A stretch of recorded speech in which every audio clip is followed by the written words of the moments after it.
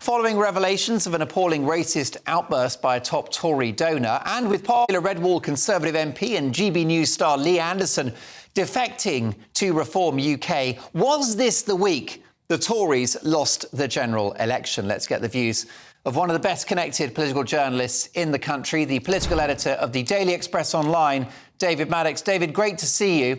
The departure of Lee Anderson, is at the moment the Tories lost the election?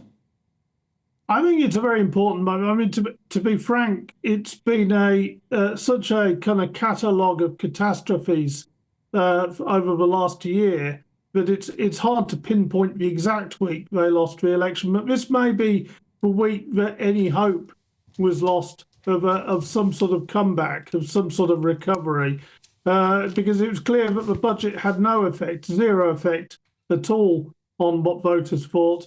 And then it all started off with Lee Anderson's defection, a completely self-inflicted wound on the party, which, you know, completely unnecessary and quite frankly was I mean, I don't want to use the language that was used to me completely, but it was, I'm afraid, the party leadership telling the Red Wall voters, those who came over in 2019, such an important part of a Conservative future, to F off as such. And as somebody said to me, Lee Anderson gave Rishi Sunak the bird as he went out. And that's about it, really.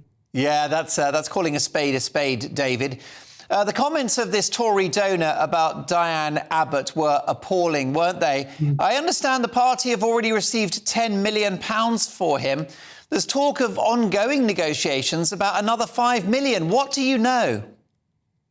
Yes, it seems that they're either hoping to get or have already received another £5 million. I mean, frankly, I suppose the real sinister side of this story, apart from the fact that he's a completely appalling individual who shouldn't be allowed anywhere near any political party that considered itself to be in the mainstream or elsewhere, really, or respectable, is that clearly he's still welcome because of his money. And that's what's really worrying about this. And, you know, it kind of goes back to your initial point, is this a week that the Conservatives actually lost it? I mean, you know, in a week where everybody seemed to be pointing at each other and saying, you're more racist than me, which was what Prime Minister's questions was this week. You know, it's very hard for the Conservatives to say, well, you know, we got rid of this dreadful Lee Anderson, who's clearly Islamophobic. But it's all right. This other chap said sorry, so we're keeping his £10 million and probably pocketing another £5 million from him. It kind of tells you where their priorities are, and I'm afraid it doesn't matter what side of a political fence you're on. This just has a nasty feeling to it, and it's just bad all round. I couldn't agree more. David, the Labour Party are divided about whether Diane Abbott should become a Labour MP again. How damaging could this split be? Well, I mean, the untold story of British politics is the divisions within the Labour Party. And, you know, I suppose in some ways it will only become obvious when they're in government, because it's a question now of when, not if they're in government. They are deeply divided on a number of issues, you know, whether it's Palestine, Israel and all the rest of it. But, of course, Diane Abbott is part of the Jeremy Corbyn crowd. Significant group within the Labour Party, significant, even more significant rather, amongst the membership, because these comments this week has made her look like somewhat of a victim, and of course she is in that respect. But of course the reason she is suspended because she made atrocious comments herself about Jews and anti-Semitism in a letter to The Guardian, for which admittedly, she's apologised, but obviously she doesn't have £10 million to buy off that apology as well. But it's, you know, but it's very hard to let somebody back in to a party who's done something like that when your only real attack line is to point to the Conservatives and say, you're racist, you're dreadful. Indeed. David, let me bring my Friday friends in on this. The Fleet Street legends Nina Mishkov and Mike Parry Mike, can we go back to this Tory donor who's already forked out 10 million? Yeah. But he has made a very racist remark about Diane Abbott. Now, I'm no Diane Abbott fan, and I'm relieved that she never became Home Secretary, which was the plan under Corbyn. That said, do you think the Tories should give back the money? No, I don't actually, because when the donation is made, you're not aware of the character of the person who's donating that money. Yeah. But very quickly, that money is absorbed into the party and you get on with it. You can't suddenly find 10 million to give it back. Now, at the time he was giving it, it was perfectly legitimate. I think you can get up to 35 million quid or something in total donations for an election campaign.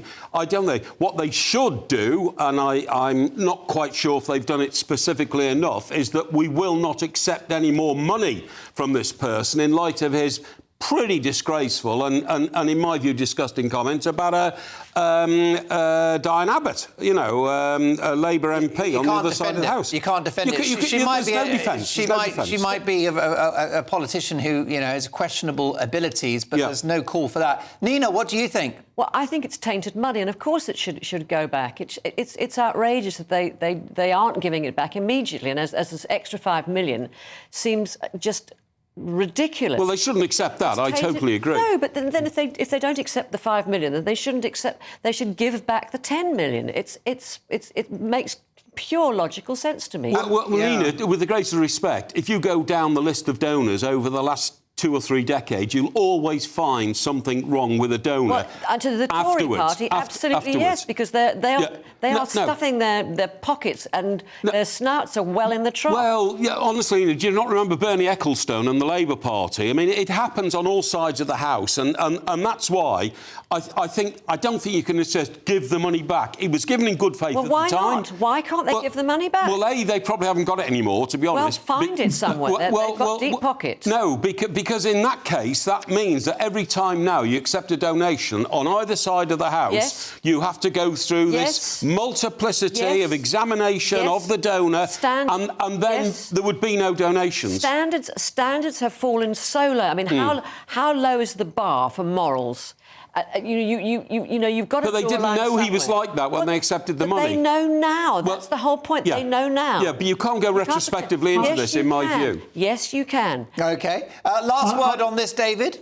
Yeah, I'm not sure that giving this guy £10 million is necessarily the best way to punish him.